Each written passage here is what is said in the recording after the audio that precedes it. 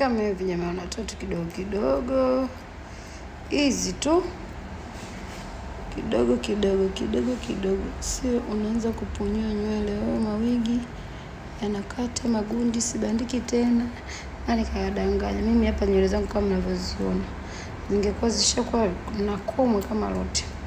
Kwa jamani, hizi tunapaka toka mafuta na kichano cho kidogo kama hichi, kidogo kidogo tunachana kama dakika 5 tu, gundi zote zinaisha. Hapo ubaki tu lokoko ambao naenda kufumua nywele zangu kuosha, lakini nashauri sana wale nywele zao nyepesi wale jitahidi fumua kwanza nywele zako zote kichwani zichane, ndipo uanze kutoa gundi. Mimi nywele zangu ni ngumu, ndio maana nafanya hivi, hazikatiki.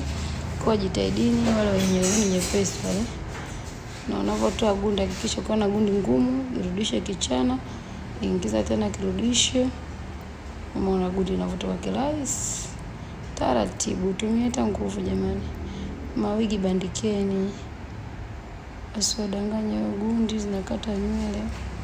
Au kama unaogopa bandika ile baikepo ya 100.